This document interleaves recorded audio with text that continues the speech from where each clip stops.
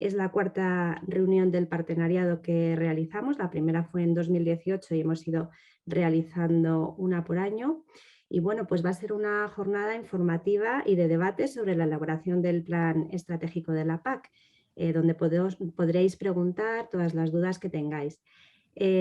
Simplemente una brevísima presentación de quiénes somos, qué es la Red Rural Nacional para aquellos que no nos conozcáis. Somos la principal plataforma de difusión de la política de desarrollo rural a nivel nacional y estamos conformados por un conjunto de actores, de entidades, de asociaciones, de ONGs también y de administraciones que son aquellos actores más implicados en la política de desarrollo rural, aquellos que toman las decisiones, que gestionan y que impulsan la política de desarrollo rural. Y bueno, pues dentro del plan de acción de la Red Rural Nacional es donde se enmarca esta jornada. Desearos una jornada muy fructífera y un debate sobre todo muy interesante. Muchas gracias, María. Yo ya le daría la palabra a la directora general para que comience la inauguración. Muchas gracias, Lourdes. Adelante, Isabel. Pues muchísimas gracias, Lourdes y María. Muy buenos días a todas y a todos. Muy bienvenidos a esta sesión que, como ha dicho Lourdes, es la cuarta reunión del partenariado para la reforma de la PAC 21-27 y para la elaboración del plan estratégico de la PAC a nivel nacional. Lo primero, agradeceros a todas las personas que estáis conectadas vuestro interés, vuestra participación. Os habéis inscrito 380 personas y eso significa que realmente tiene muchísimo interés para toda la sociedad civil esta jornada, que forma parte de este proceso participativo, abierto y transparente que primero obliga el reglamento comunitario y segundo es un proceso en el cual creemos firmemente en el Ministerio de Agricultura porque creemos que las decisiones se tienen que tomar comunicando y escuchando y por tanto todo lo que nos podáis trasladar en ese proceso participativo y en ese debate posterior, una vez que hayáis escuchado cómo nos encontramos y cuál es la información que creemos que debemos transmitiros de una manera absolutamente transparente y con todo el detalle que podamos, con el tiempo del que disponemos, pues para nosotros es fundamental, como os decimos, porque al final las decisiones que tomemos impactan en la vida de las personas que habitan el medio rural, motivo por el cual creemos fundamental que estéis hoy aquí todos conectados. Y el hecho de poder disfrutar de una sesión de Zoom, de las nuevas tecnologías, es verdad que resta esa relación física tan importante, ese calor humano que después puede haber una vez que se cierran las reuniones y que continúan los debates en los pasillos y que dan lugar también siempre a reflexiones muy enriquecedoras, pero por otro lado también es muy positivo el hecho de que gracias a ello pues 400 personas podemos estar hoy aquí hablando de la PAC y no tenemos que hacer limitaciones de aforo como tendríamos que hacerlo, como todavía tenemos la situación del COVID y tendríamos mucha menor afluencia y por tanto mucha menos posibilidad también de intercambio de información. Así que a lo largo de la jornada os irán dando pautas para que este proceso, gracias al chat y a la posibilidad de interlocución que después os van a comentar, pues sea, como digo, lo más enriquecedor y lo más participativo posible. Por supuesto, además de agradeceros a todas esas personas que os habéis interesado por esta jornada, que quiero agradecer muy especialmente, en primer lugar, a los organizadores, al equipo de la Red Rural Nacional, al equipo de la Secretaría de la Red Rural Nacional que está en mi dirección general, que radica en mi dirección general y que hacen esta labor tan estupenda de difusión, de comunicación, de debate, de transmisión, de visibilización, en este caso de toda la política agraria común, no solamente de la política de desarrollo rural, y por supuesto al equipo de la Secretaría General que también está detrás de los contenidos, de la organización, de la planificación y que están absolutamente involucrados en todo este proceso. Y también a todos los ponentes, a todos los compañeros, tanto de mi dirección general como del resto de direcciones y de la Secretaría General, que hacen posible que esta jornada tenga los contenidos y además que tengáis la posibilidad de escuchar a las personas que directamente estamos participando en este proceso negociador y en este proceso de elaboración y por tanto que son las personas expertas y que más información nos pueden trasladar. Ya os he comentado que el objetivo es doble, el de comunicar por un lado, el de escuchar por otro lado y por tanto todas esas personas que conformáis ese grupo de más de 380 participantes pues nos podéis dar una visión de conjunto prismática, importante e interesante, puesto que sois personas que por un lado participáis o que formáis parte de las administraciones públicas, tanto de la Administración General del Estado, como del ámbito autonómico, como del ámbito local y regional. También sois personas que formáis parte tanto del sector agroalimentario y todo el sistema económico asociado al sector agroalimentario,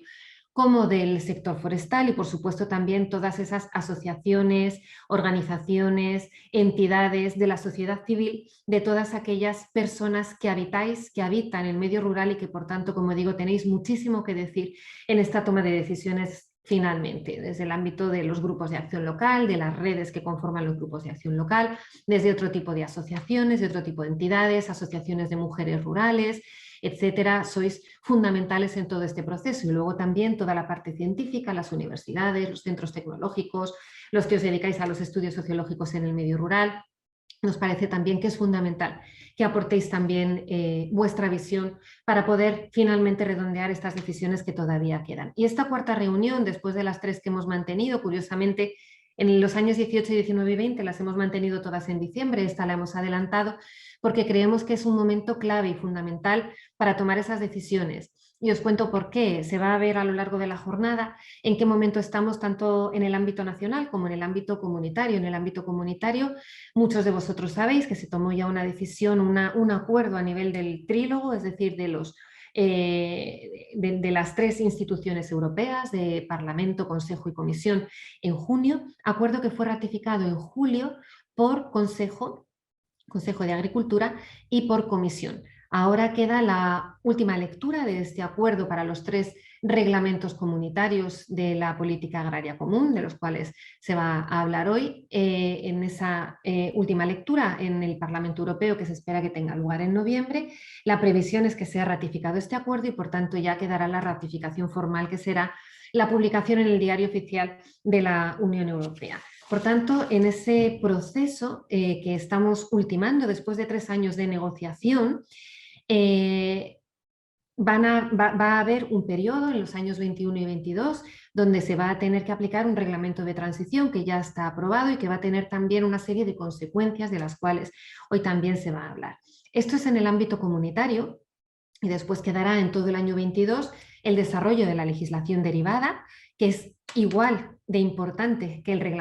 reglamentos de base de los cuales se van a hablar hoy, y que también pueden establecer un nivel de detalle que va a ser determinante para las decisiones finales. En el ámbito nacional, una vez que este proceso, aunque hemos ido en paralelo con todo el proceso negociador en la Unión Europea, una vez que se ha llegado a este acuerdo y que previsiblemente en el último paso, en esta última lectura en el seno del Pleno del Parlamento en noviembre, se va a ratificar este acuerdo, tenemos que meter el acelerador, porque ya que tenemos esa seguridad jurídica de lo que está ya establecido a nivel comunitario, tenemos que terminar todo el proceso de elaboración del plan estratégico de la PAC a nivel nacional. Y por tanto hay que terminar de acordar con las comunidades autónomas, con el sector y con todas las instituciones y las organizaciones asociadas al medio rural este proceso negociador, puesto que, como dijo el ministro Planas, tanto en sede parlamentaria la semana pasada, el 13 de septiembre, como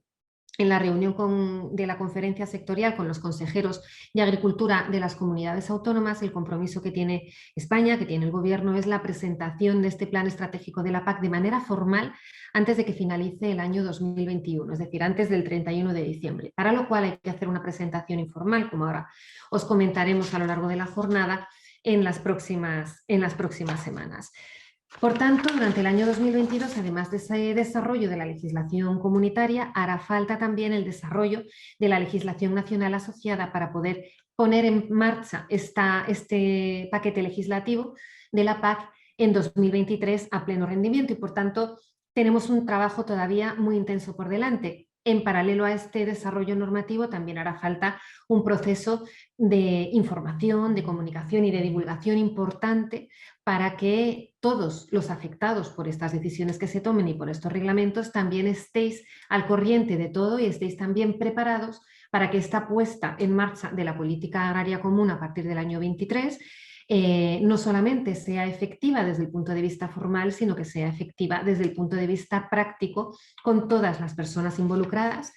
al frente de ello y los que vais a recibir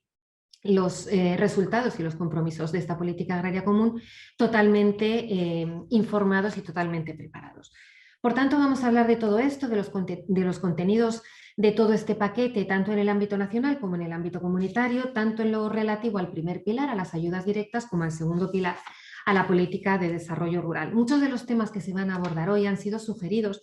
por muchos de vosotros, por los participantes, porque como sabéis, en este proceso participativo y abierto hemos lanzado una encuesta en el momento de la inscripción a la jornada y habéis hecho hincapié en una serie de temas. Teniendo en cuenta todo esto, hemos intentado elaborar este programa repartiendo los tiempos para abordar de manera principal esas cuestiones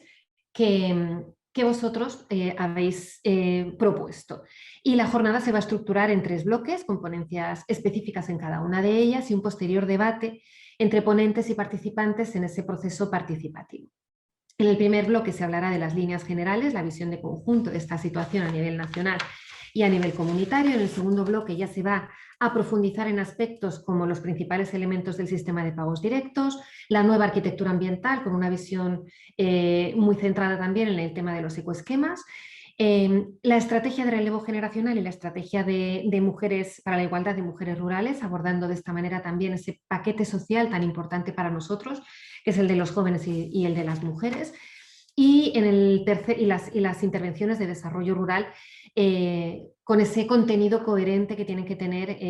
dentro de un único plan estratégico el desarrollo de todos los trabajos de las comunidades autónomas y del Ministerio de Agricultura. Y en el tercer y último bloque se van a presentar las conclusiones y se va a hacer la clausura por parte de nuestro secretario general. Por tanto, por mi parte nada más, animaros a que participéis, a que escuchéis, a que utilicéis todos estos métodos que están a vuestra disposición para que este debate posterior sea enriquecedor y sea útil para todos, tanto para vosotros como para nosotros, para poder culminar con éxito este trabajo tan intenso que nos queda por delante, pero también tan ilusionante porque nos enfrentamos a una nueva PAC. Y todo ello siempre con estas pautas que desde la Comisión nos han dado, pero también con esta subsidiariedad que este nuevo marco comunitario nos permite y, por tanto, la idea es adaptarnos a las necesidades de todos vosotros. Nada más, muchísimas gracias y espero que la jornada sea de enorme interés para todos. Gracias. Muchas gracias, Isabel.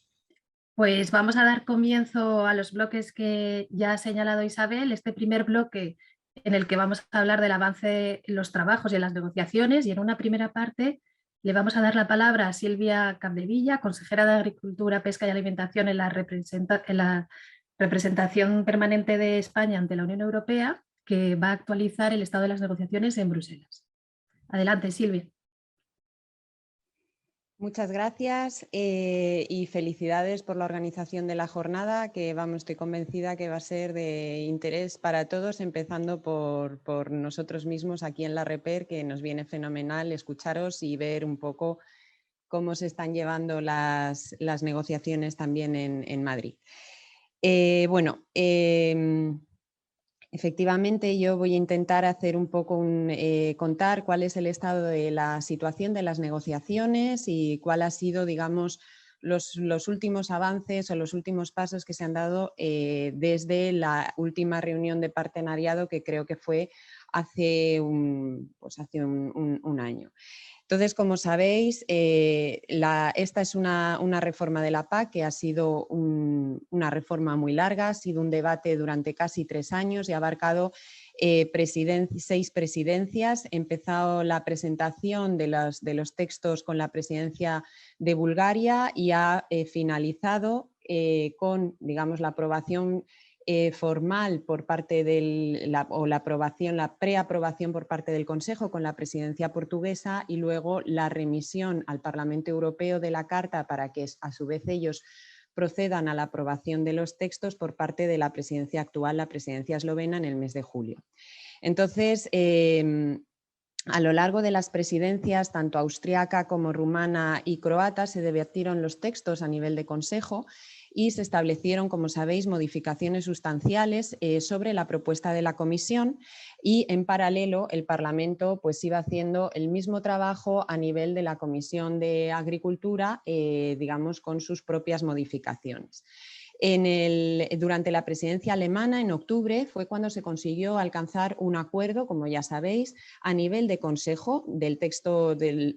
legislativo, que fue apoyado por todos los Estados miembros, a excepción de Lituania, que se opuso, y se abstuvieron a su vez Letonia, Bulgaria y Rumanía. Entonces, en este texto se consiguió un acuerdo en las grandes líneas que han sido los grandes objetos de debate. En este caso, el principal objeto de debate interno a nivel de Consejo fue la dimensión medioambiental de la nueva reforma y lo veremos a posterior, en el texto debatido a nivel de Consejo se acordó, que fue un poco lo que generó la oposición de Lituania, que los fondos del paquete de pagos directos dedicados a los ecoesquemas alcanzase un límite del 20%. La oposición de Lituania era porque, como sabéis, los países, los bálticos, siempre están reivindicando que tienen un nivel de ayudas por debajo de la media europea y consideraban que al destinar este 20% a los ecoesquemas iba a producir un recorte todavía mayor o una disminución mayor de los pagos directos a sus agricultores, de la renta básica o de la ayuda básica a la renta, con lo cual eso es lo que generó un poco pues, esta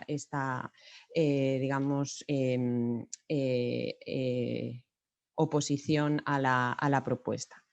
A su vez, una vez que en octubre se había alcanzado ya el acuerdo político a nivel de Consejo, en el Parlamento también alcanzaron un acuerdo en octubre a nivel de la Comagri, y esto dio lugar a que durante ya la presidencia alemana se pudieran comenzar de manera formal, porque realmente los trabajos empezaron durante la presidencia portuguesa, a los debates tripartitos, que son los llamados trílogos, entre el Consejo, la Comisión y el Parlamento, para intentar acercar posiciones, ya que desde un principio se vio que la decisión tomada o el acuerdo alcanzado por el Consejo y el acuerdo alcanzado por el Parlamento había aspectos en los tres reglamentos que estaban bastante separados. En el caso del reglamento más importante en esta reforma, que es el reglamento de los planes estratégicos, los elementos fundamentales de divergencia entre las dos instituciones, y por supuesto que también se separaban de la propuesta inicial de la Comisión, era el aspecto medioambiental, en el cual el Consejo quizá presentaba una postura un poco más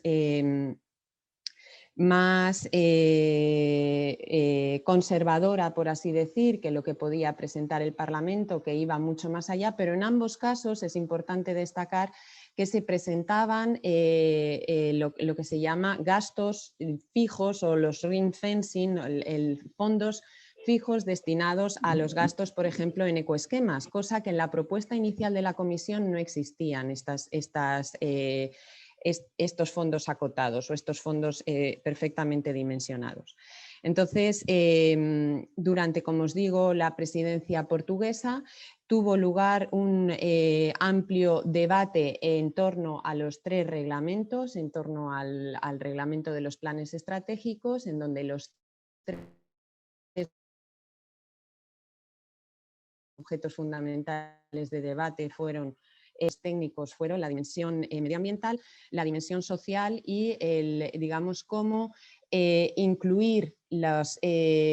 objetivos o las aspiraciones que presentaban las dos nuevas estrategias que había planteado la Comisión dentro del Pacto Verde Europeo, como eran la estrategia de la granja a la mesa y la estrategia de biodiversidad. Estas dos estrategias, como sabéis, fueron presentadas con posterioridad a la propuesta de los textos legislativos y, por tanto, era necesario de alguna forma ver cómo se integraban en el texto legislativo estas propuestas sin que pudieran generar tampoco una modificación de base de dichos textos. Entonces, durante, como os digo, la presidencia portuguesa hubo amplios debates en el formato de trílogos, incluso hubo lo que se llamó supertrílogos, en los cuales se reunieron los ministra portuguesa, el presidente de la Comisión de Agricultura del Parlamento Europeo y el comisario de Agricultura para debatir los aspectos más políticos de los 3 reglamentos. Esto llevó a que en el Consejo de mayo, el mayo pasado, se hiciera un primer intento de alcanzar un acuerdo político, un acuerdo, digamos, una primera aproximación interinstitucional entre el Consejo, el Parlamento y la propuesta de la Comisión. Sin embargo, fue un intento fallido porque al final no se consiguió la aproximación o no se consiguió el acuerdo, sobre todo en el ámbito medioambiental. Fue en el segundo intento en el que se presentó ya en el Consejo de junio la última posibilidad que tenía la presidencia portuguesa para alcanzar este acuerdo, cuando ya finalmente sí que se consiguió alcanzar el acuerdo político entre las 3 instituciones, el Consejo, el Parlamento y la Comisión, y posteriormente a este acuerdo político, durante el primer mes de presidencia eslovena, fue cuando se presentaron unos primeros textos que recogían este acuerdo político. Se acordó a nivel de Comité Permanente, Comité Especial de Agricultura, que estos textos eran los adecuados y que recogían de forma correcta la filosofía del acuerdo político, y entonces se pidió al Parlamento Europeo que comenzase a su vez el proceso de aprobación. ¿Cuál es digamos, una vez alcanzado este acuerdo político, cuál es lo que tenemos ahora por delante? Tal y como ha dicho la directora, se espera que en noviembre el Parlamento Europeo pueda votar en plenario la aprobación del texto legislativo. En la Comisión de Agricultura este acuerdo ya ha sido aceptado, ya ha sido aprobado, pero antes de poder llevar a plenario el texto, es necesario contar con la revisión del texto por parte de los juristas lingüistas, que es lo que se está produciendo ahora mismo. Ya nos ha avisado la Comisión que está siendo un proceso, aunque es un trabajo que lleva a cabo la Secretaría General del Consejo, es todo un proceso de revisión jurídica y legislativa, porque como podéis imaginaros, en un texto ya de por sí complejo, que abarca tanto primer como segundo pilar de la PAC, durante 3 meses de negociación es probable que haya pues, incoherencias, elementos que tengan que ser revisados, corregidos, recolocados. Entonces ya ayer, por ejemplo, en la reunión que tuvimos del Comité de Agricultura, la Comisión ya nos avisó que era bastante probable que los textos revisados por los juristas lingüistas supusieran un cambio de numeración, es decir, que estos artículos que veníamos manejando durante toda la negociación pues probablemente fueran renumerados, iba a suponer también cambios en lo que era el lenguaje del reglamento para que tuviesen una coherencia jurídica. Entonces, todo esto está suponiendo más tiempo de lo normal, ya que normalmente los juristas lingüistas requieren un mes para hacer su trabajo, y es de esperar que no estén revisados los textos y no se cuente con una primera versión final del texto en inglés hasta principios de octubre. Nos han comentado que a mediados de octubre será cuando se manden los textos en cada una de las lenguas nacionales para la, digamos, revisión por parte de los expertos nacionales y detección de posibles problemas.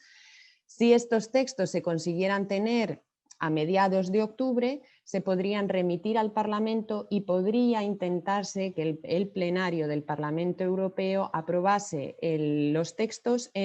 durante la segunda semana de noviembre, en el plenario del 11. Si no se consiguiese aprobar en el plenario del 11, tendría que ir al plenario me parece que es el 20 o el 21 de noviembre. Si se consigue aprobar en el plenario del 11, en el plenario del Parlamento Europeo podría ser también aprobado en el Consejo de Ministros de noviembre, que creo que es con fecha 15-16. Entonces, si no fuese así, si fuese al plenario del 22, sí, del 22 creo que es,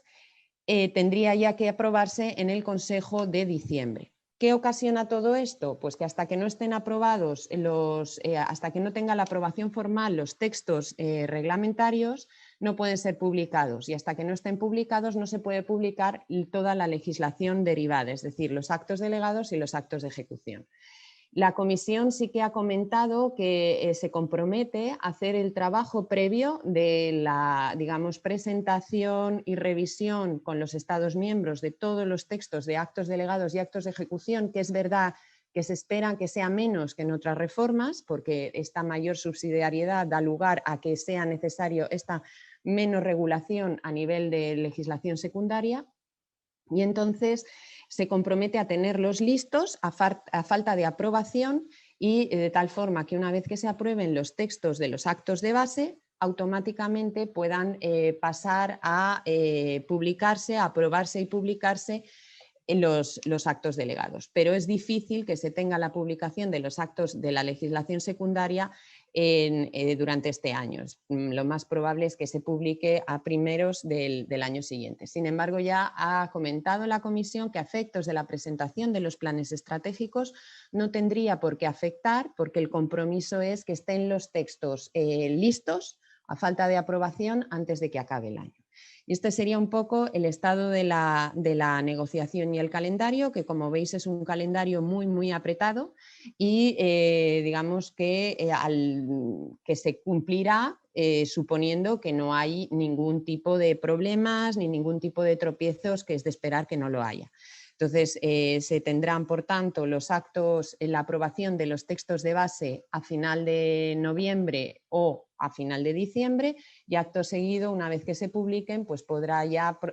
pasarse a las consultas de los actos de legislación secundaria y su posterior aprobación, si es por trámite de urgencia, pues en un mes, una vez que se hayan presentado. Entonces,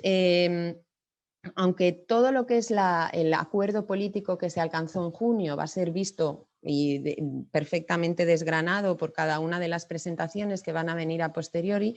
sí, voy a hacer un pequeño resumen de lo que han sido o de lo que fueron los grandes hitos o los grandes problemas en la negociación. Si es que tengo tiempo, que no lo sé, porque no he mirado el reloj.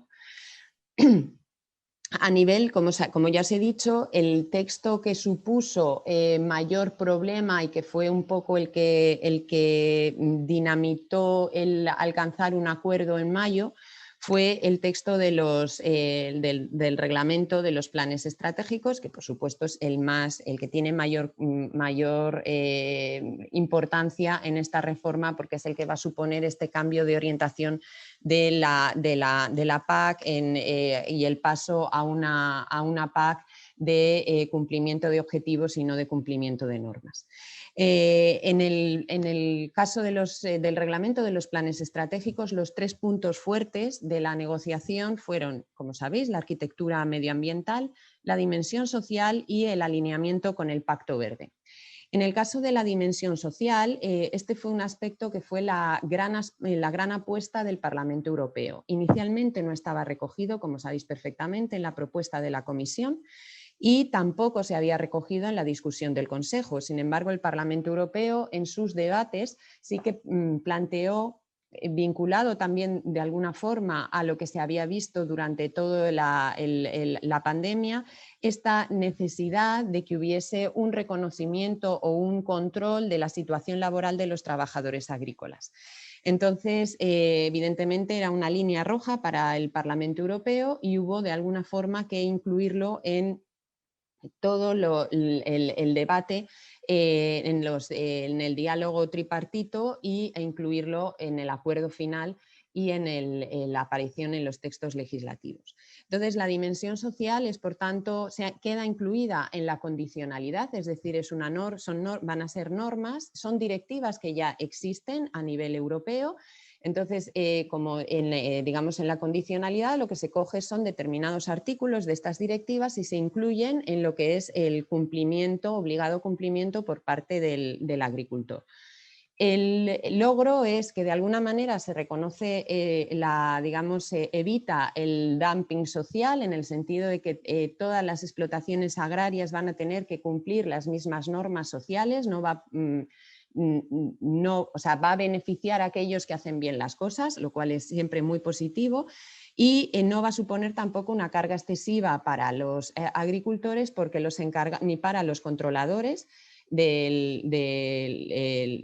de las normas, los inspectores de las comunidades autónomas, etcétera, porque este trabajo lo va a seguir haciendo los inspectores laborales. Entonces va a haber una intercomunicación, es lo que se consiguió en el acuerdo, porque el gran pero que planteaban los países no era tanto aceptar que era necesario que hubiese una dimensión social en la PAC, sino el que esto pudiera suponer una gran complejidad y una dificultad en el cumplimiento de la norma. Entonces, el acuerdo consiguió de alguna forma que el trabajo de los inspectores laborales continuase siendo el mismo y que hubiese una digamos, interconexión o mayor relación con los inspectores de la PAC, de tal forma que se viese que se cumplían estas normas a nivel de las explotaciones agrícolas. En el tema de la arquitectura medioambiental tenemos que, como sabéis, la arquitectura medioambiental abarca tanto el primer pilar como el segundo pilar de la PAC. El gran debate estuvo centrado en los ecoesquemas y en la financiación de estos ecoesquemas, porque el Consejo partía de un 20% de fondos dedicados a los ecoesquemas y el Parlamento Europeo pretendía o planteaba dedicar un 30% de la financiación de los pagos directos a estas prácticas medioambientales. Finalmente, el acuerdo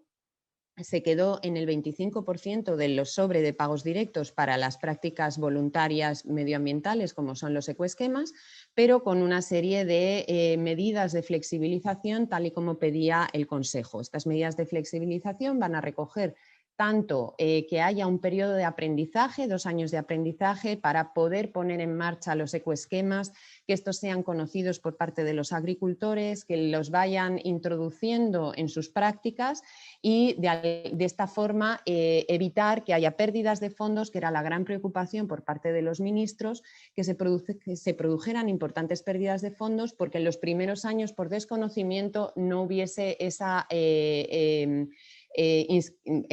o los agricultores no se apuntasen o no decidiesen desarrollar los ecoesquemas porque pudiesen plantear determinadas dificultades, dudas, etc. Entonces, este periodo de flexibilización, aprendizaje, va a permitir que haya una, digamos, menor porcentaje de ecoesquemas o que se pueda flexibilizar un poco el porcentaje de ecoesquemas en estos 2 primeros años sin que esto genere una pérdida de fondos. También es importante que se ha recogido que si un Estado miembro tiene mayor ambición medioambiental en el segundo pilar, esa mayor ambición medioambiental que va por encima del umbral exigido pueda de alguna manera repercutir en los fondos dedicados a los ecoesquemas, que haya una desgravación de esos fondos dedicados a los ecoesquemas, de tal manera que la ambición medioambiental pueda ser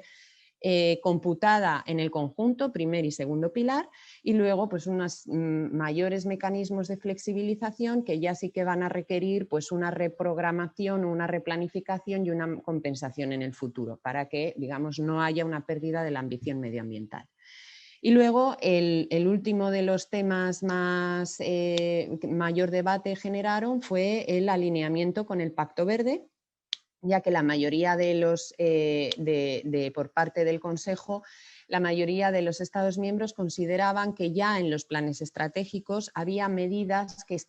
alineaban la PAC con el Pacto Verde y de alguna forma la preocupación era que las nuevas exigencias reglamentarias que pudiesen derivar del Pacto Verde y de la legislación derivada de las estrategias de la granja a la mesa y de la biodiversidad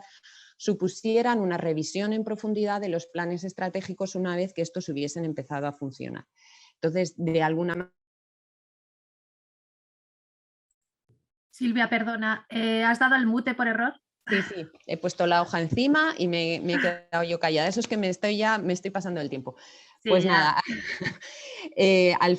vamos, que en el sentido del alineamiento con el Pacto Verde, pues se ha conseguido hacer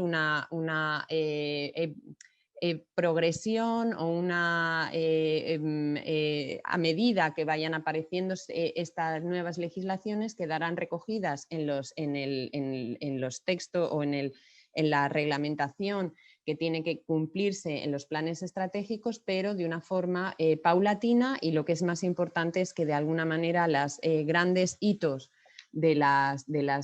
planteados ahora mismo por las estrategias no se han convertido en obligaciones reglamentarias, sino que son aspiraciones que quedan perfectamente recogidas en los planes estratégicos y que, por supuesto, en el Plan Estratégico de España pues está ya también en las propuestas que están encima de la mesa, quedan también recogidas, por lo tanto, a priori no tendría que ser un problema.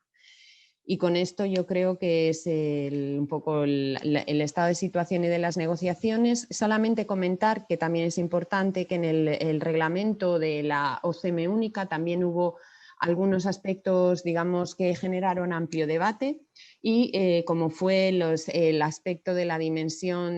comercial y la reciprocidad en cuanto a las relaciones comerciales con terceros países, que se solventaron con unas declaraciones interinstitucionales por parte del Consejo, el Parlamento y la Comisión, en la que reconocía la necesidad de tener en cuenta, digamos, la legislación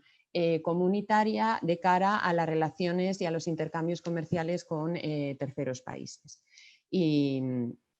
nada más, espero que no haya sido demasiado aburrido ni demasiado complicado, y nada, muchísimas gracias. Muchas gracias, Silvia, por este repaso. Bueno, ahora tenemos la oportunidad de formular alguna pregunta. Si alguna persona desea hacer alguna pregunta, como ya se ha indicado a través del chat, debe levantar la mano para que la localicemos en la parte de reacciones. ¿Hay alguna persona que quiera formular alguna pregunta?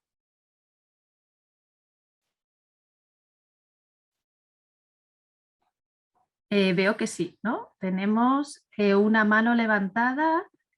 Sí. Sally Buntín, de la Fundación CEPAIN. Adelante, Sally, ¿tienes el micro desactivado? ¿Puedes activar el micro? No te oímos, Sally.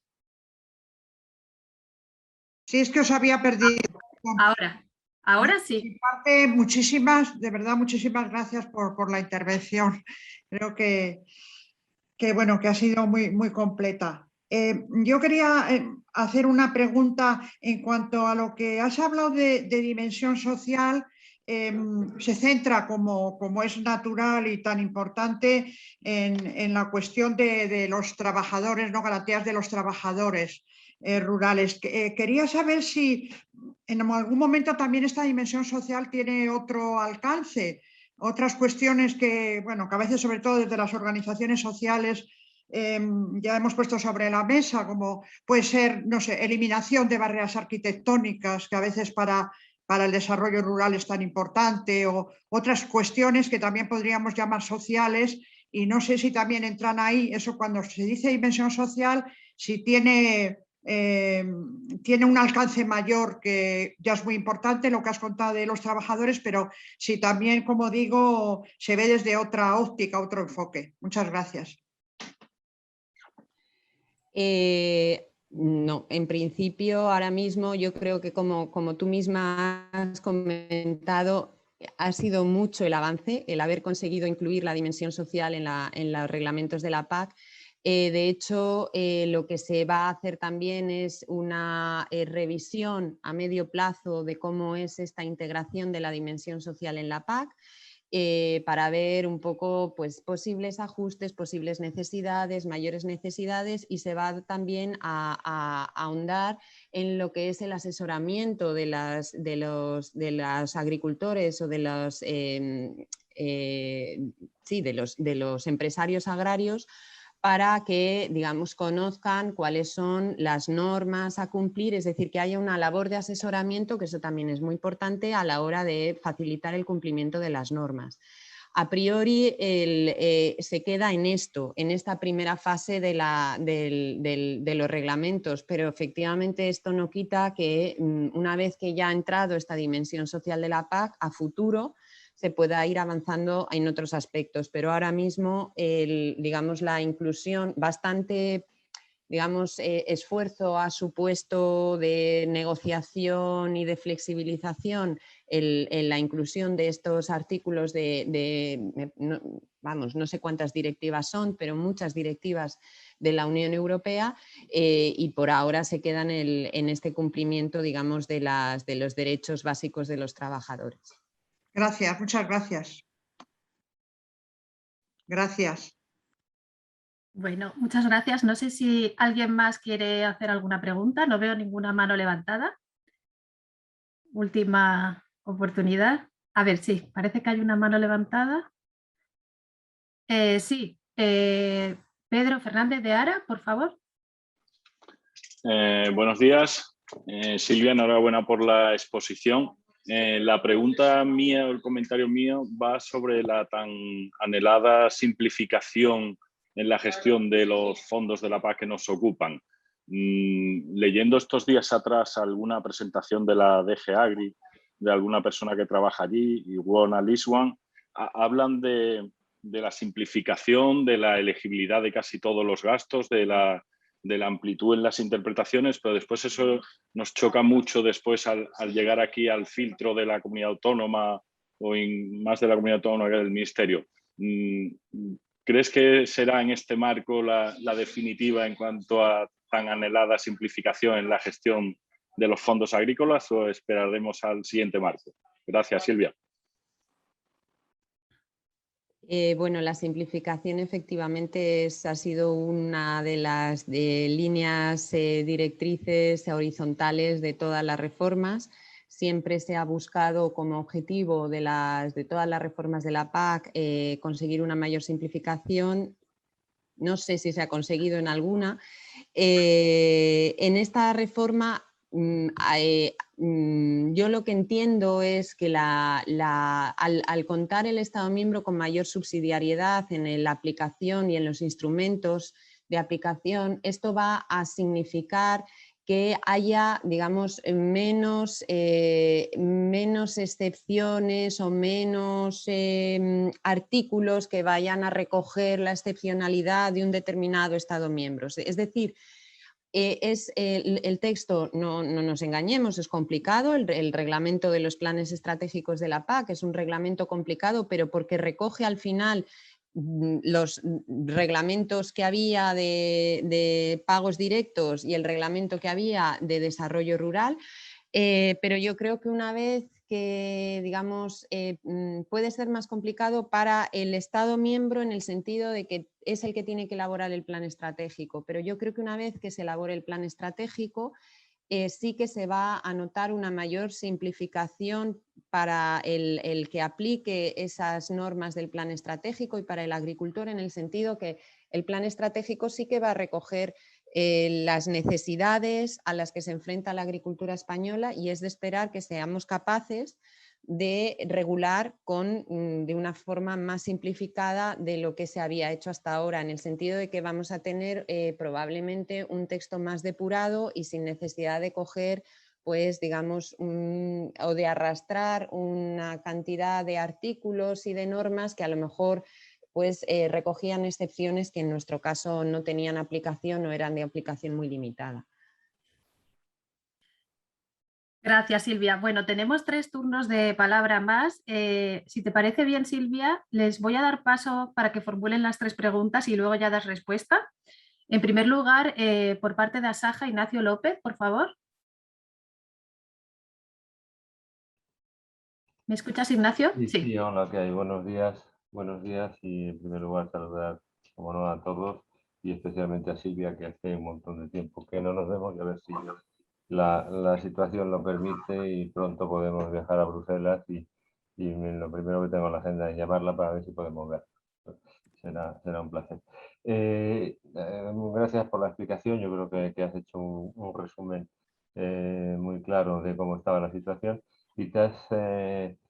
y has dado digamos, en los puntos clave que nosotros entendemos que son el de la arquitectura medioambiental, por un lado, y el de la gobernanza, que va a significar, pues eso, que con los mimbres que la Comisión nos da, España tiene que ser capaz de hacer un buen cesto para que tengamos una buena PAC para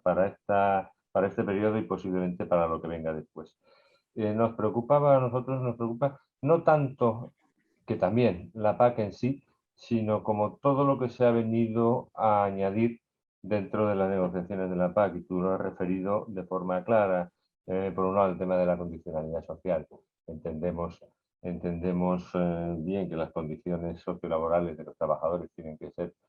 buenas, que tienen que ser óptimas, las mejores que se puedan dar. Eso no debe en ningún caso significar un cuestionamiento de cómo se están haciendo las cosas, ni de las instituciones, organismos y normativa que actualmente existe. Como tú bien decías, no va a ser, va a ser un cruce de datos entre administraciones, y eso también en parte nos preocupa. Entendemos que será ágil o que debería de ser ágil, pero nos preocupa no tener garantías de que cualquier inspección, cualquier anotación que pueda haber pueda implicar retrasos o penalizaciones indiscriminadas o injustificadas en los cobros de la PAC, que vemos que son necesarios. Estamos demandando permanentemente que se hagan anticipos de la PAC, y no nos parece muy lógico que por algún tema administrativo puedan quedar agricultores retrasados en el cobro de la PAC. Nos preocupa. Nos preocupa la inclusión, digamos, de manera,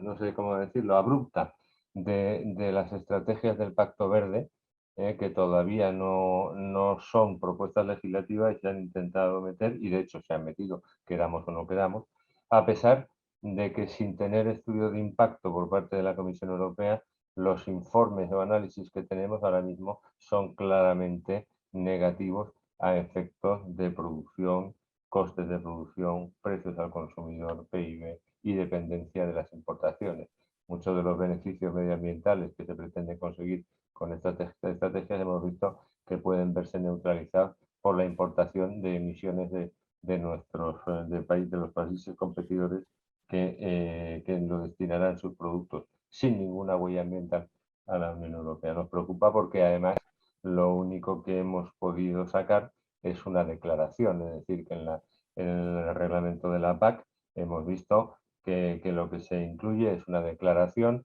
por parte de esto de que se tiene que mantener una coherencia entre la política agrícola y la política comercial. Esperemos que sea así, esperemos que el plan estratégico vaya adelante, que se realice con objetividad y con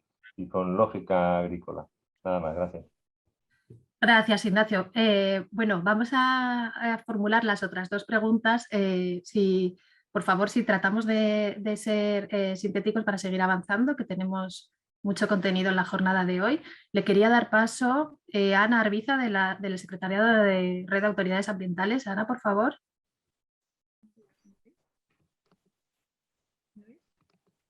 Hola, Ana.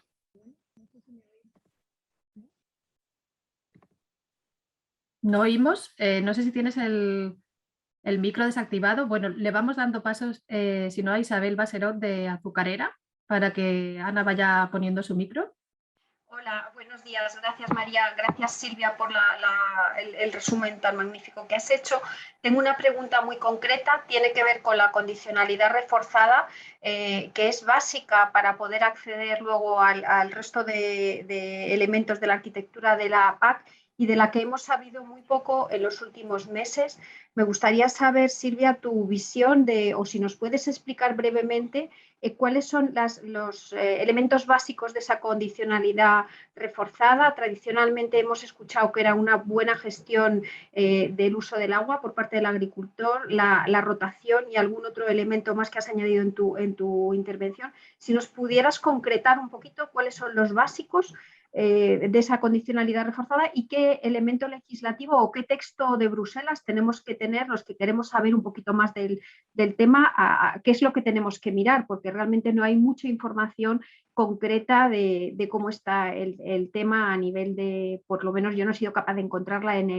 en el Ministerio? ¿Cuál es la última referencia aprobada en ese sentido? Muchas gracias.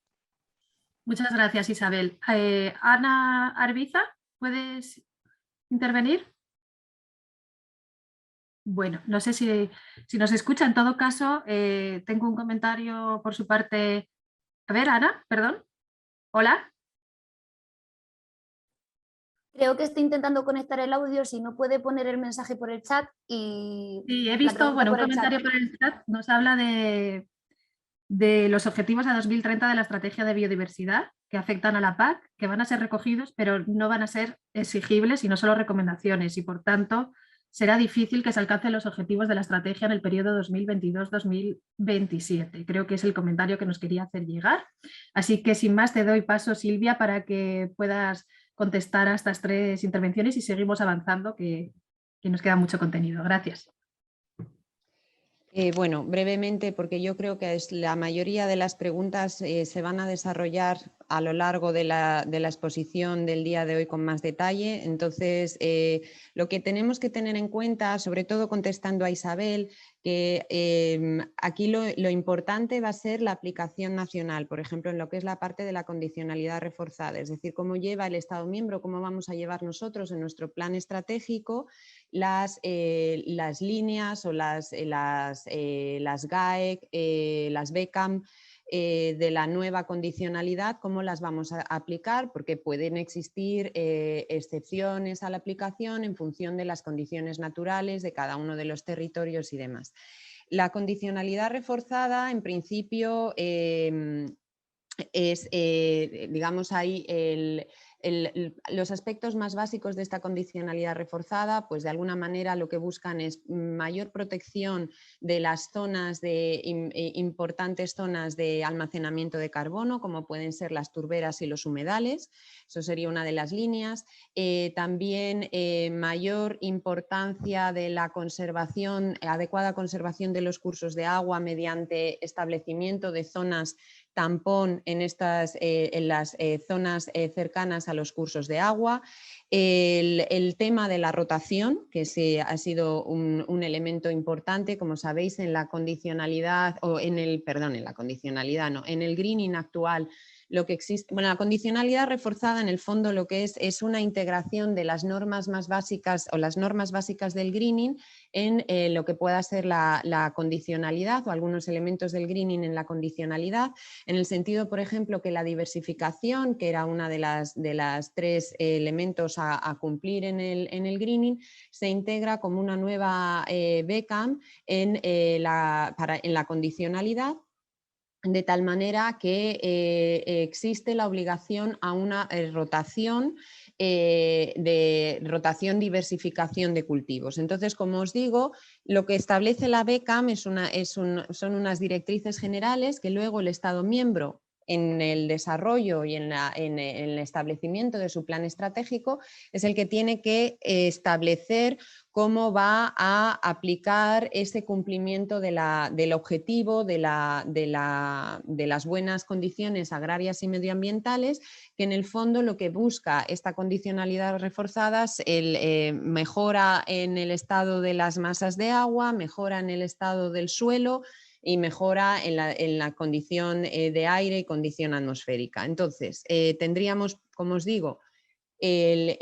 novedades dentro de la condicionalidad sería, por ejemplo, esta BECAM 8, que es la de rotación, en el cual pues, se pide de alguna manera que haya no una diversificación, sino una alternancia de cultivos a nivel de parcela, y esa alternancia de cultivos pues habrá que ver el Estado miembro cómo la aplica o cómo la lleva a la práctica. Y luego tendríamos también otra de las BECAM importantes, que sería la de establecimiento de zonas para la preservación de la biodiversidad, que sería pues también la medida de las superficies de interés ecológico actualmente vigentes en el greening, que pasa a la condicionalidad y se pide que a nivel de tierra agrícola, de tierra arable, haya un 4% de la superficie que se destine a estas superficies de preservación de la biodiversidad.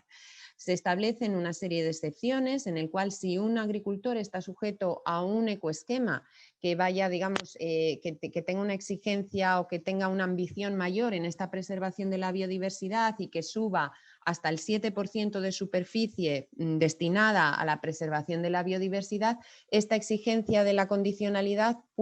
baja al 3%. Es decir, de manera general, un 4% de la superficie sin compensación se tiene que destinar a esta preservación de la biodiversidad. Si yo estoy sujeto o yo aplico o me apunto a un ecoesquema que tiene, digamos, mayor ambición medioambiental en el sentido de mayor ambición de preservación de la biodiversidad, y esta superficie alcanza por lo menos el 7%, entonces no me compensan un 3% y me compensarían a través del ecoesquema el 4%. Esto es un poco más o menos lo que se busca. En esta superficie pueden entrar también cultivos, los catch crop o cultivos fijadores de nitrógeno, siempre que se cultiven sin ningún tipo de fitosanitario, sin ningún tipo de elemento, digamos, químico. Y yo creo que en el tema de condicionalidad reforzada, ¿dónde se puede ver? Pues yo creo que en la página web del Ministerio, digamos en los objetivos específicos, ahí estaría recogido los fact sheet de la comisión, donde recogen cada uno de los elementos fundamentales de la nueva condicionalidad reforzada y además vienen muy bien explicados. Y no sé si en la propia página web de la comisión hay algún, ahí ya me pierdo un poco, porque claro, manejamos más la propuesta de los textos, que yo creo que todavía hasta que no estén las traducciones y demás, no sé si son públicos, yo creo que no. Pero vamos, en la página web del... Perdona, Silvia, hablaremos también de este tema en el tercer bloque. Así que, bueno, no sé si querías comentar muy brevemente algo en relación a las otras cuestiones o si no ya seguimos avanzando. Pues lo que ha comentado Ignacio, yo creo que, bueno, en la dimensión social de destacar nada más que de nuevo es un tema, o sea, lo que él estaba comentando va a ser un tema de aplicación nacional, es decir, cómo lo va a aplicar el Estado miembro, pero vamos, yo estoy convencida que no va a suponer ningún problema del retraso de los pagos, el cumplimiento de esta dimensión social, porque además estoy convencida que la mayoría de los empresarios agrarios españoles hacen bien las cosas, con lo cual esto es la normativa que penaliza al que no lo hace bien, pero al que lo hace bien no lo tiene por qué penalizar. Y con respecto a, digamos, las dos caras de la moneda, el Pacto Verde que decía Ignacio y los objetivos de la estrategia de biodiversidad, efectivamente la estrategia de biodiversidad no deja de ser una estrategia, es decir, son objetivos que no quedan todavía recogidos en un texto legislativo, no son legalmente vinculantes, pero en cualquier caso yo creo que digamos, la filosofía de la estrategia de biodiversidad sí que queda bien recogida tanto en, digamos, mayor dimensión medioambiental de los textos reglamentarios como en el plan estratégico nacional que se está presentando. Muy bien, muchísimas gracias Silvia por tu intervención y la respuesta a todas las preguntas, y muchas gracias a las personas que habéis participado. Vamos a seguir avanzando con un repaso del avance de los trabajos y de las negociaciones ahora en el ámbito interno, y le voy a dar la palabra al subdirector general de Planificación de las Políticas Agrarias, Ignacio Atance. Adelante, Ignacio. Hola, buenos días María, buenos días a todos los participantes. Voy a ir rápido, intentar ganar un poquito de tiempo. El objetivo de esta presentación sería, bueno, gracias Silvia, nos ha presentado qué decisiones en el marco de la PAC que vamos a tener de aquí a 2027 derivan de ese acuerdo político que se alcanzó entre Consejo y Parlamento, y a partir de esas decisiones nos toca, como saben todos los participantes en la reunión de hoy, que además la mayoría de ellos han participado en las anteriores, trasladarlos en nuestra toma de decisiones nacional al plan estratégico nacional. La tarea, también lo sabéis, los que seguís esto de cerca, no es sencilla. Silvia nos ha explicado la compleja situación simplemente del cronograma temporal. el retraso en el propio reglamento. No es fácil elaborar un plan estratégico sin un texto definido, pero por el contrario, si no hacemos este trabajo, aun con el nivel de incertidumbre que nos ha tocado hacerlo en la actualidad y en los pasados años, lo único que haríamos sería retrasar una aplicación de una nueva PAC que queremos que entre en vigor el 1 de enero del 23, porque consideramos que va a ser una herramienta que va a acompañar mejor a las explotaciones agrarias en los retos que tienen que afrontar. Tampoco es fácil utilizar adecuadamente y ponernos de acuerdo en ese margen nacional que tenemos. Tenemos un país complejo, diverso, con agriculturas muy diversas, con estructuras productivas muy diversas e incluso con necesidades, no ya solamente desde el punto de vista económico, productivo, sino desde el punto de vista ambiental o social, muy diversas. Y sin embargo, tenemos que tomar, especialmente en el ámbito del primer pilar, decisiones de carácter nacional para garantizar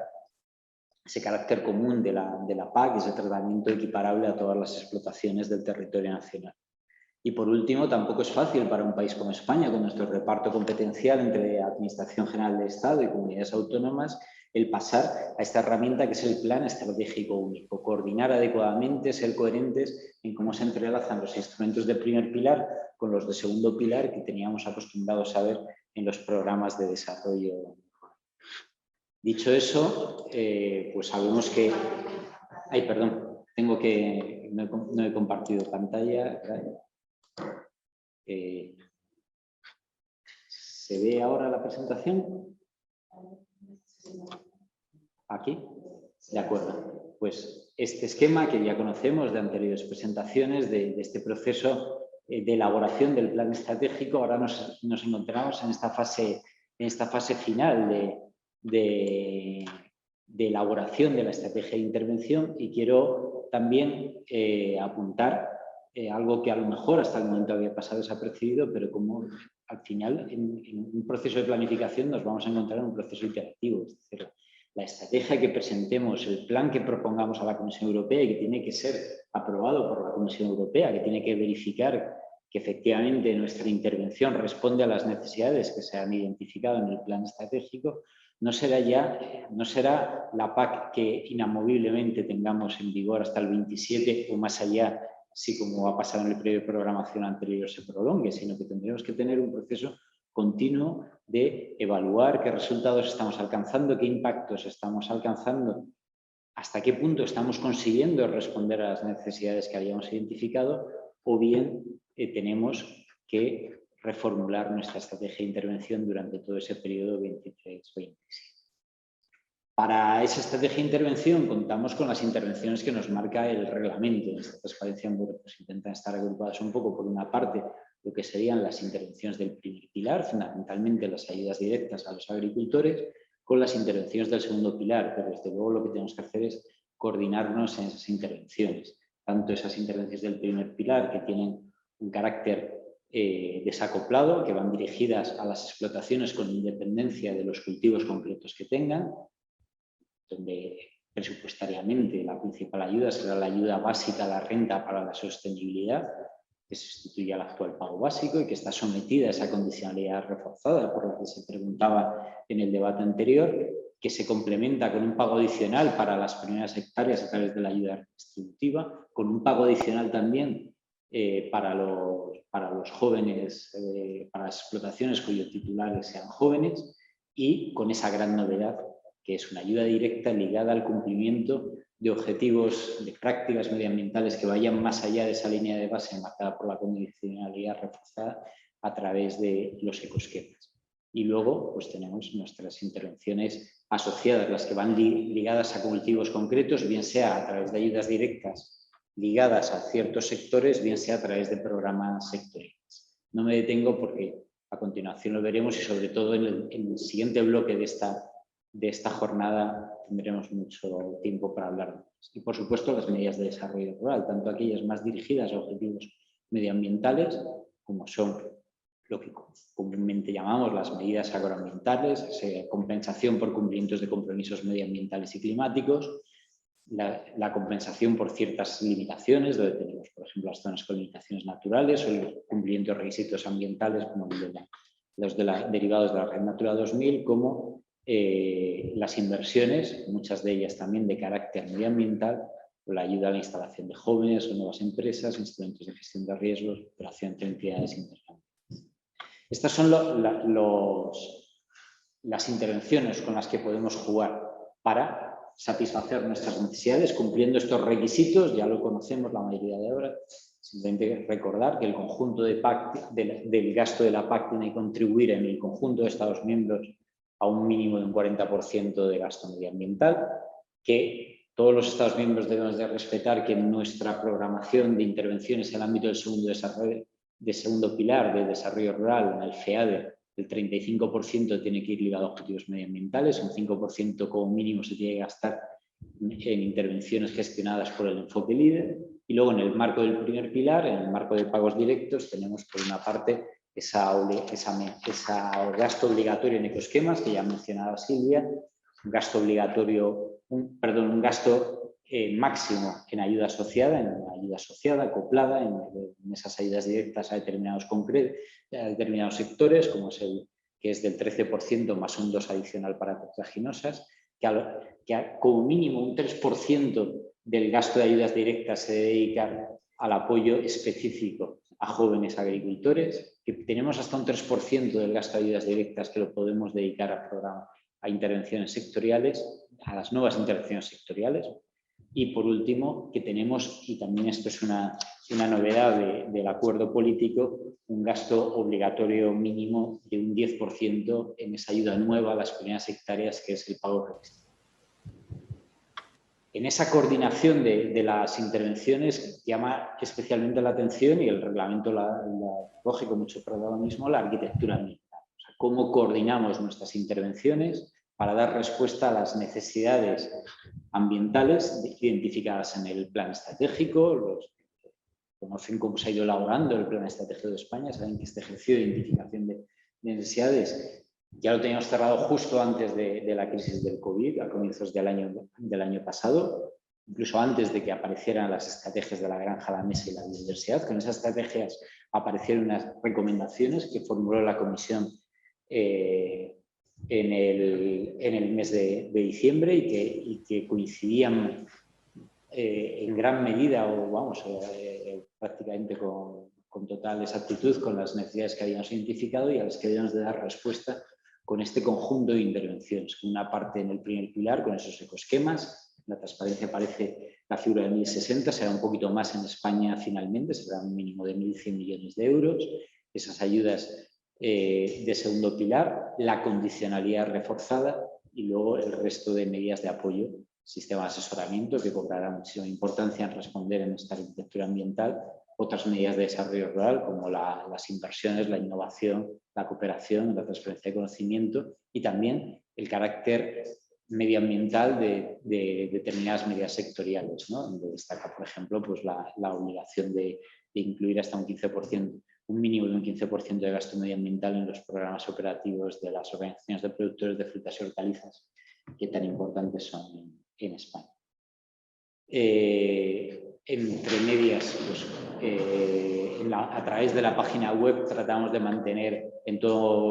siempre abierto este debate y ir actualizando los documentos para que las aportaciones que recibamos puedan ser acordes a esos nuevos documentos que vamos colgando. Y el debate político nacional, que es el objetivo principal de lo que quiero transmitir ahora y que luego se desgranará en las siguientes intervenciones de la mañana, tuvo el protagonismo de esa conferencia sectorial celebrada en julio del 21, donde el Ministerio presentó un documento con unos principios de desarrollo, unos principios para elaborar el plan estratégico de España, que las comunidades autónomas consideraron que eran los principios válidos sobre los cuales se debería de desarrollar este plan estratégico. Ahora desgranaré alguno de ellos para saber exactamente pues, cuál es el contenido y por qué de ese contenido, aun sabiendo que muchos de ellos se desarrollarán con más detalle en el resto de la mañana. En primer lugar, ese documento recoge quién debe ser objeto de las ayudas. Esa figura que al comienzo del reglamento llamamos agricultor genuino, finalmente en la redacción ha quedado como agricultor activo, y que ese documento presentado a la conferencia sectorial propone que tenga un triple acceso. Uno, a través del ratio de ingresos agrarios e ingresos totales. Toda aquella explotación que presente un ratio superior al 25% será activa. También toda aquella explotación que esté dada de alta en la Seguridad Social Agraria por cuenta propia, y también aquellos pequeños perceptores de pagos de hasta 5.000 euros de pagos directos por la importancia de su pluriactividad. Se mantiene la lista negativa de actividades, se mantiene el límite de ayudas en 300 euros, aunque se da la posibilidad a las comunidades autónomas de que se eleve a 500 euros. El documento también dice que a la ayuda básica a la renta para la sostenibilidad se dedicará al menos el 60% de las ayudas directas, incluyendo en este porcentaje ese pago adicional para las primeras hectáreas que supone el pago redistributivo, que a la misma accederán también sectores que en el pasado han tenido un acceso parcial, como son los ejemplos más notorios son los de frutas y hortalizas y de vino. Que esa ayuda se seguirá dando en España a través de territorios homogéneos que tienen características estructurales homogéneas, pero se simplificará en gran medida los territorios actuales, que son 50, hasta un máximo de 20 regiones, como recoge el documento, y que se avanzará en el proceso de convergencia interna dentro de cada una de esas regiones, llegando al 26%, en el año 2026 es 85% de valor de convergencia mínima que marca el reglamento, pero el documento también recoge que se continúe avanzando más allá de 2026 hasta alcanzar una plena convergencia en 2029, lo que permitirá, dice el documento también, en el año 2025 abordar el debate sobre la continuidad o no continuidad de los derechos a partir de ese año, de que se alcance la convergencia plena. El documento propone también hacer uso de los mecanismos de limitación de ayudas y de reducción de las ayudas que contiene el reglamento. Una reducción de ayudas a partir de 60.000 euros, ya no se cobrarían de ayuda básica a la renta, siempre se lo marca el reglamento, ya no se cobrarían plenamente, y una limitación a 100.000 euros en esa. Pero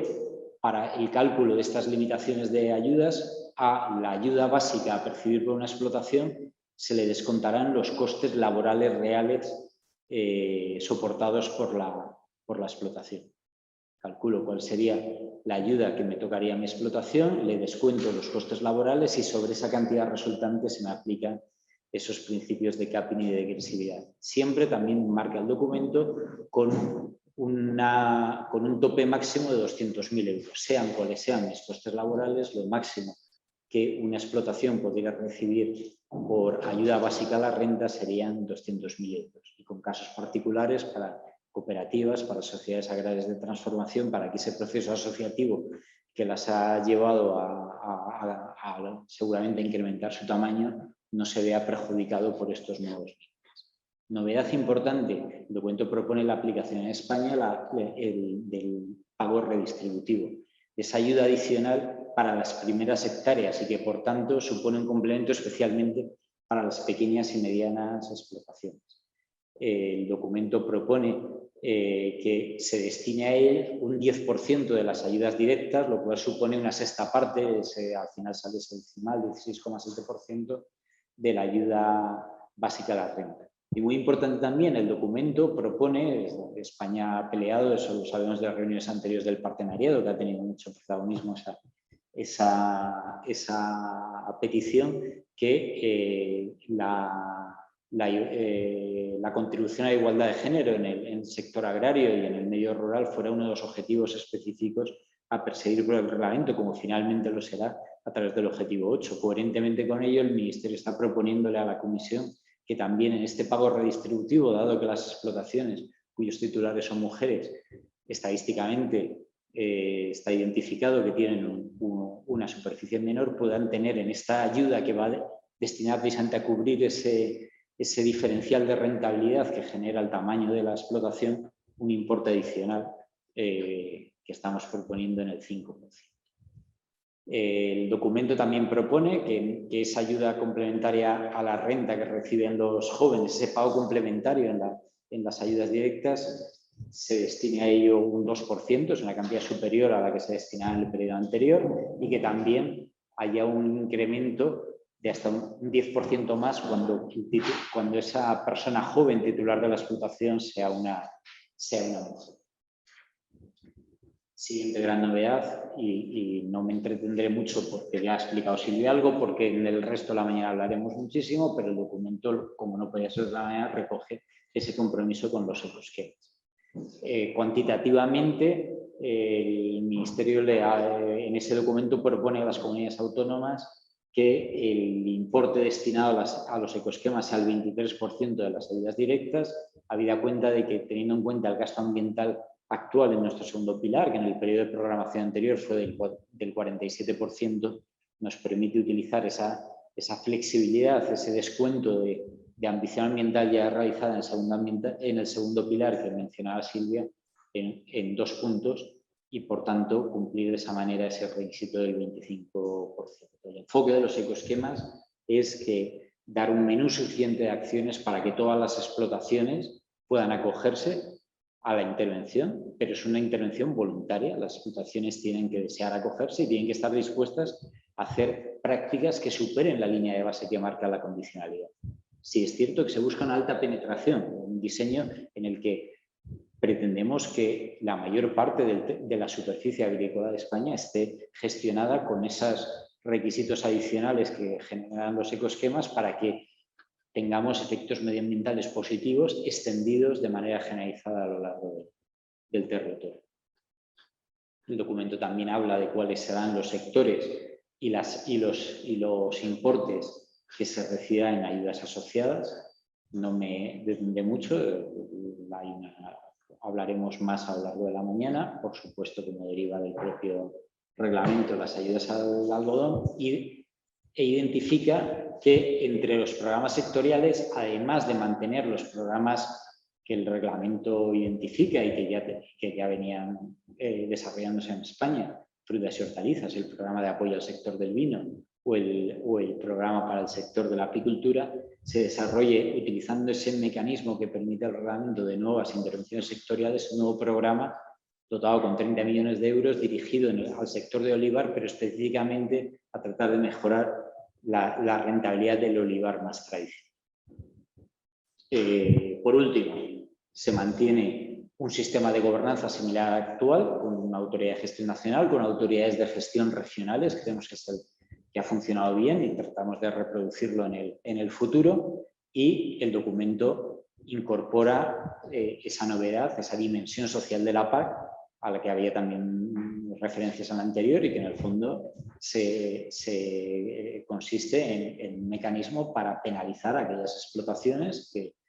creemos que son pocas, pero en las que haya un incumplimiento de determinadas normativas laborales a través de un cruce de la información entre autoridades laborales y organismos pagados.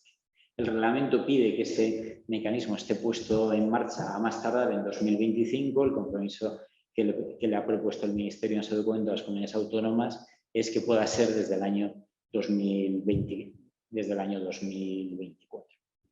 En definitiva, pues se busca que el plan estratégico sea una herramienta útil. Hoy en día contamos con un sector que es estratégico para la economía española. Estamos ante nuestra principal política sectorial, y lo que buscamos con el plan estratégico es que continúe a lo largo de la próxima década siendo un sector estratégico para España, y solo lo podrá ser si alcanzamos ese equilibrio entre las necesidades de carácter ambiental, de carácter social y de carácter económico.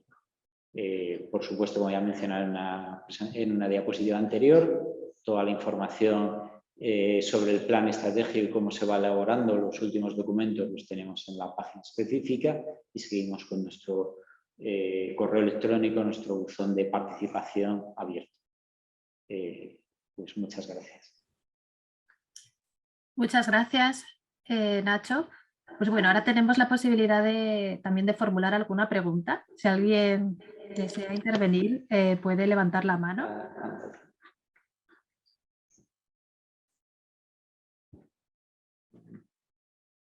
No veo ninguna mano levantada. Bueno, lo que sí veo es una pregunta en el chat, algunas preguntas en el chat. Aina Calafat pregunta cómo quedarán garantizadas las ayudas a la conversión y al mantenimiento de la producción ecológica en el plan estratégico. Y otra pregunta por otra PAC, ¿cuáles son las 20 regiones que se están planteando? Le doy paso también a la intervención. Si te parece, Nacho, agrupamos varias preguntas y ya le das respuesta. Hay una mano levantada por parte de Ignacio López de Asaja para que formule brevemente su pregunta y ya le damos respuesta y luego recogemos otros turnos. Ignacio, adelante.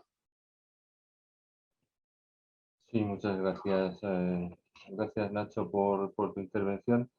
Y tengo 3 preguntas cortas. Bueno, primero mantengo mis dudas con respecto al tema de la condicionalidad social y las repercusiones que puede tener. No es lo mismo hablar de una causa penal que de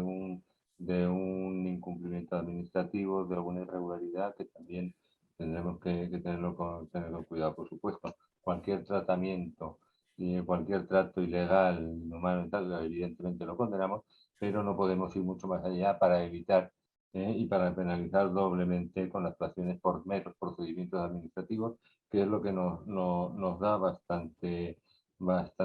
preocupación. En cuanto a las limitaciones de pago y la propia definición del agricultor activo, que al final, a fin de cuentas, es el que da la llave para el resto de las intervenciones de la PAC, o de la gran mayoría. Has comentado el tratamiento que se da a las cooperativas y a las SAT, y sin embargo no vemos nada en relación con otras figuras asociativas que pretenden exactamente lo mismo, no dividir explotaciones para mantener unos niveles óptimos de rentabilidad. Son las comunidades de bienes, las sociedades civiles, que creemos que deben tener un trato al menos similar, o por lo menos no quedar discriminadas, sino quedar perjudicadas en este asunto. En cuanto al tema de la distribución más justa que ponéis, yo creo que compartimos el objetivo, pero no compartimos el método para llegar. Entendemos que el sistema que estáis planteando no es el adecuado y precisamente puede ir, al contrario, puede ir orientado hacia aquellos que no viven directamente de lo que es la actividad agraria, o no quiero matizar, mejor dicho, que puede perjudicar a aquellos que viven más directamente de la actividad agraria. Y en cuanto a los ecoesquemas, entendemos que es una práctica nueva. No tenemos reacciones muy positivas por parte de nuestros agricultores, en el sentido de que no son incentivadoras, son meramente compensatorias la inmensa mayoría, cuando la Comisión autoriza que sean también atractivas, que sean incentivadoras en alguna medida, y que parten de una línea de base que es la condicionalidad, pero recordar que la condicionalidad viene con apellido, viene como reforzada, es decir, que ya está por encima de lo que conocemos, ya que se ha integrado un greening que también a su vez se ha reforzado con el punto este que hablamos. Estamos esperando las propuestas y esperamos tener una reunión pronto en este sentido. Muchas gracias. Muchas gracias. Pues Nacho, si quieres dar respuesta a estas 3 preguntas. Hay una cuarta en el chat que habla que no se ha mencionado nada de los actuales pequeños productores y que cómo va a quedar. Les agrupamos estas 4 preguntas. Gracias, Nacho. Vale, perfecto, María. Pues voy a intentar ser muy rápido. La primera es con la propuesta que actualmente está haciendo el Ministerio, es una propuesta que está muy hablada con las comunidades autónomas, porque tenemos que ser precisamente coherentes en qué programamos en primer pilar con los ecoesquemas, que se programa en segundo pilar especialmente con las medidas agroambientales. El diagnóstico que se ha realizado es que el modelo actual de apoyo a la agricultura ecológica a través de las intervenciones de segundo pilar es el adecuado y es el que se quiere que siga continuando con esos matices que permite a las comunidades autónomas de diferentes requisitos o mayor o menor intensidad de ayuda en cada uno de sus territorios. Con lo cual, la respuesta muy concreta es que, en principio, ecológica seguirá teniendo apoyo a través de intervenciones del FEADER. La pregunta sobre las 20 regiones, ¿cuáles serán? Bueno, el documento recoge la diferenciación en 4 grandes usos del suelo. tierras de cultivo secano, tierras de cultivo de regadío, cultivos permanentes y pastos permanentes, las diferentes posibilidades que cada uno de esos usos del suelo da a las explotaciones que lo mantienen. A partir de ahí, el paso a las 20 dependerá fundamentalmente de las estructuras de producción. Lo que se busca con la ayuda básica a las rentas al final es dar un apoyo a la explotación, un apoyo al agricultor, pero sin embargo el vehículo que tenemos para hacerlo es dar un apoyo a través de la hectárea. No tener en cuenta que en determinadas regiones por mayor o menor productividad las estructuras productivas serían diferentes, nos llevaría a un trato no equitativo de los titulares de las explotaciones, de los agricultores y agricultoras que están al frente, con lo cual esas 20 regiones serán divisiones de esos 4 grandes grupos justificadas por las estructuras de producción. La reflexión, bueno, antes de la reflexión de Nacho López sobre agricultor activo, régimen de pequeños, con la propuesta del Ministerio no continuaría el régimen de pequeños. Todos esos pequeños perceptores serían considerados directamente agricultores activos. Eso les permite, a diferencia de haber creado un régimen de pequeños, por ejemplo, participar en los ecoesquemas, pues con todas las ventajas y exigencias también del régimen general. El debate sobre el agricultor activo lo hemos seguido, se puede proseguir esta mañana, quizás de las decisiones más difíciles de tomar ante la diversidad de España. No tiene nada que ver el papel el nivel de pluriactividad en el Mediterráneo, en el sur de España, en comarcas olivareras o en comarcas en las que hay presencia de viñedo, de citricultura, con las zonas ganaderas, con las comarcas más cerealistas. La propuesta del Ministerio, lógicamente el Ministerio la hace porque considera que es una propuesta equilibrada en el que se trata de dar lugar a la acogida a ese pequeño agricultor pluriactivo sin, desde luego, no para nada persigue perjudicar al agricultor que realmente vive de esto y el cual creemos que también por esa mayor dedicación de entrada está en una situación de una mejor predisposición a participar en instrumentos que vamos a tratar que sean sencillos, asequibles para las explotaciones, pero que desde luego tienen que ir más allá de la línea de base, como son los ecoesquemas. Aquí el Ministerio, pues lo que perseguimos es que esos importes desde luego sean remuneradores, que el agricultor cuando los vea considere que son adecuados y que en una gran medida considere que remuneran adecuadamente su propuesta, sus prácticas,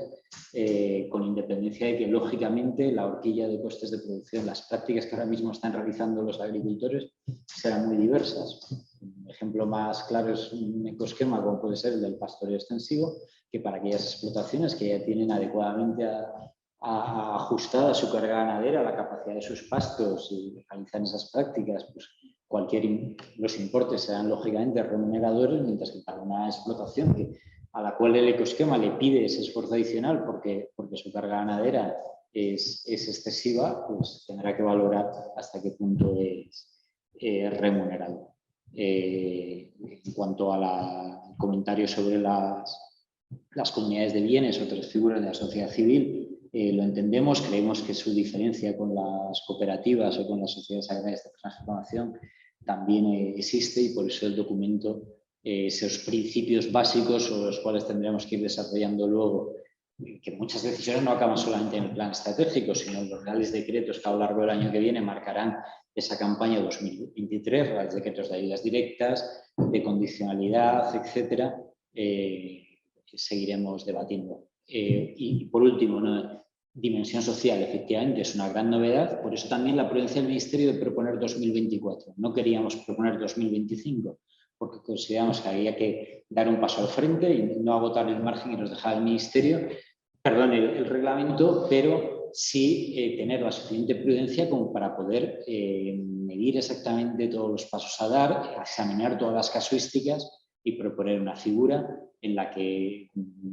nos dé seguridad jurídica a todos, a las explotaciones en el ejercicio en esa nueva dimensión social de la PAC, pero también al Estado miembro de cara a sus compromisos con la Unión Europea en la aplicación del reglamento, y que todo lo que le propongamos en el plan estratégico estemos en condiciones de cumplirlo en el momento de aplicación y por ese 2024.